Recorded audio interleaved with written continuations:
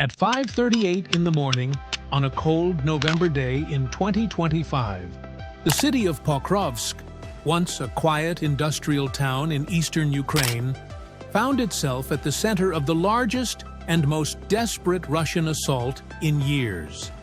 The echoes of artillery, the shaking ground, and the never-ending drone of aircraft engines filled the air long before the sun rose. Pokrovsk, a place few people outside Ukraine had heard of before the war, suddenly became the battlefield where more than 100,000 Russian soldiers were trapped, exhausted, and slowly being consumed by their own offensive.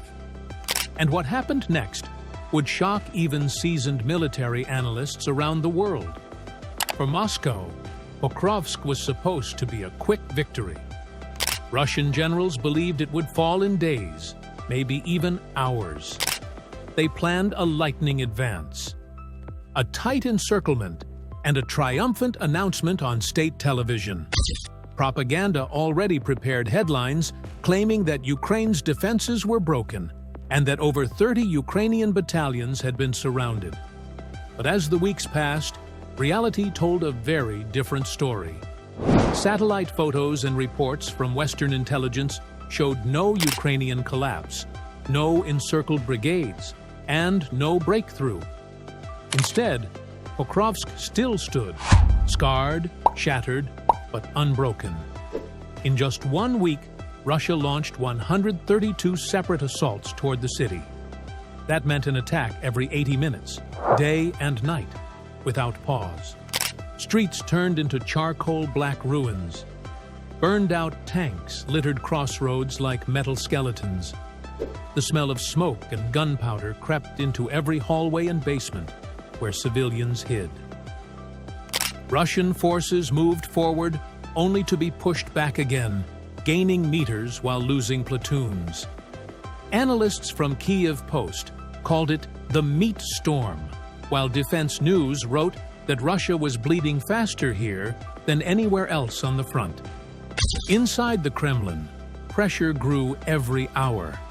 Vladimir Putin had tied his political reputation to the capture of Pokrovsk. To him, this city was more than a checkpoint. It was a symbol.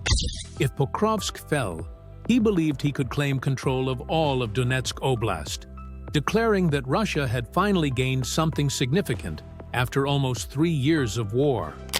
Entire battalions vanished inside the ruins, and as the offensive reached its peak, Russia's propaganda machine began to falter. Telegram channels that once bragged about victories suddenly went silent. Soldiers started whispering a phrase that had not been heard since World War II. Pokrovsk is Putin's Stalingrad. To understand why this battle mattered so much, we must look at what Pokrovsk used to be. Known in Soviet times as Krasnoarmysk, the city served as a logistical hub linking Donetsk to central Ukraine.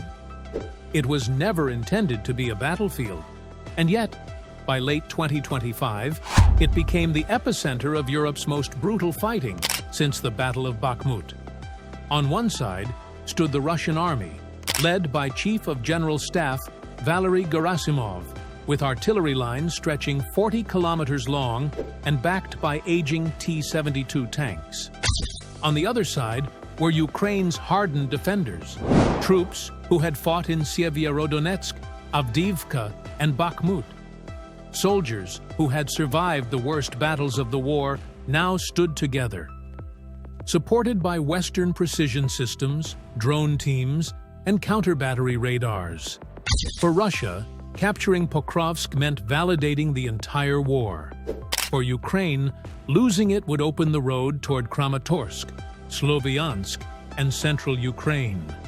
The stakes could not be higher. History repeated itself on the same flat landscape where the Soviet Union once fought for survival at Stalingrad and Kursk.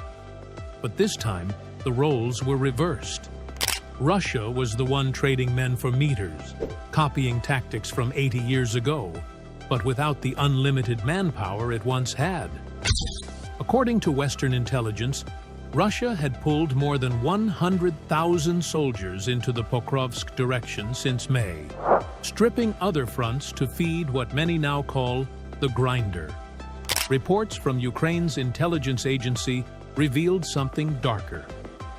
Russian recruiters began sending untrained conscripts, prison battalions, and even regional draft officers who failed their quotas straight into the assault lines. Videos posted online showed conscription officers, men who normally sat behind desks, now wearing helmets and carrying rifles in the trenches.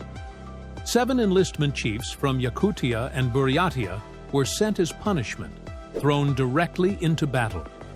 Their replacements back home struggled to fill even half the required numbers.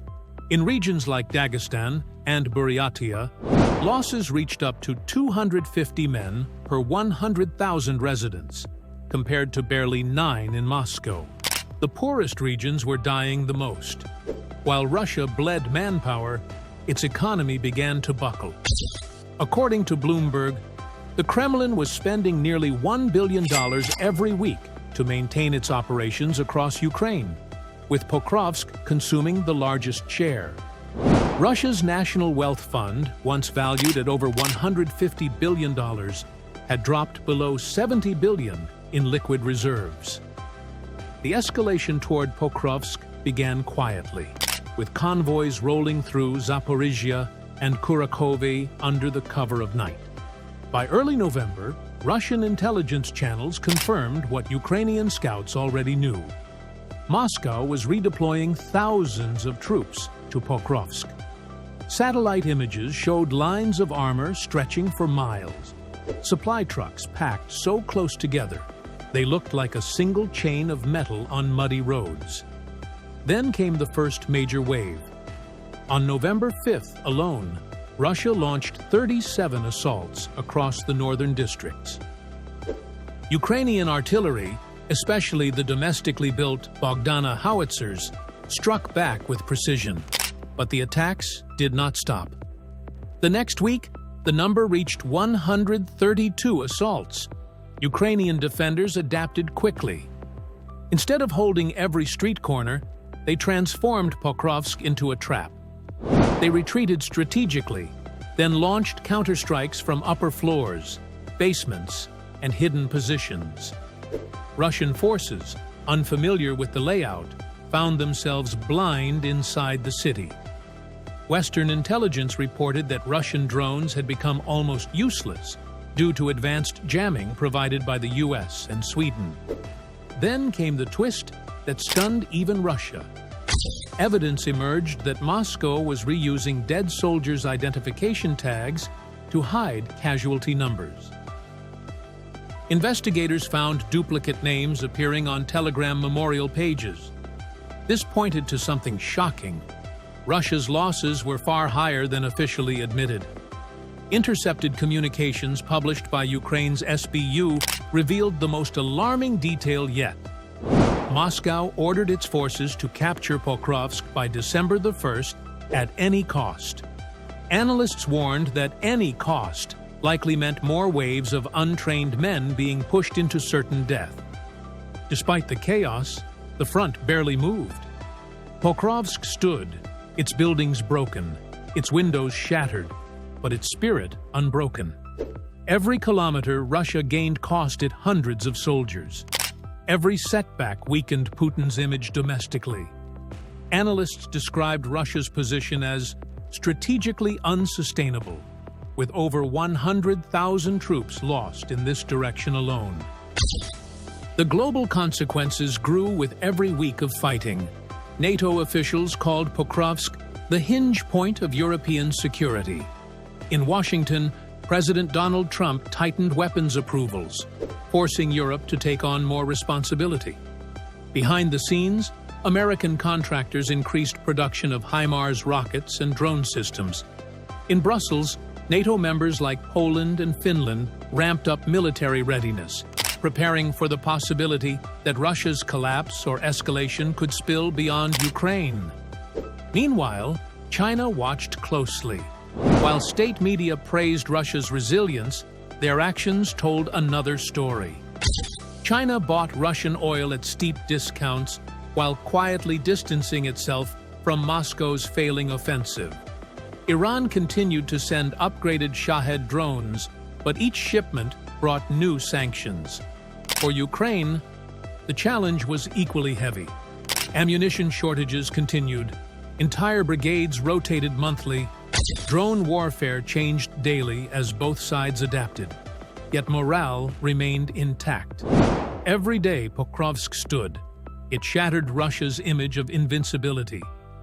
As winter approached, energy markets trembled again.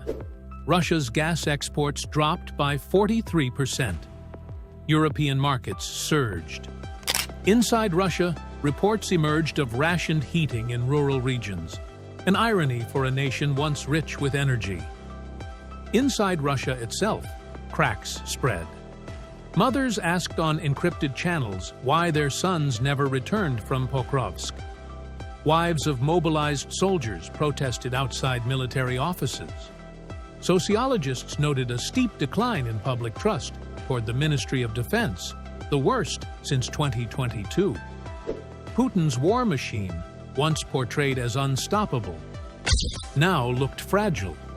And through all this, Pokrovsk remained the mirror showing Russia's decline, a symbolic battleground where Putin wagered everything and where he might lose it all.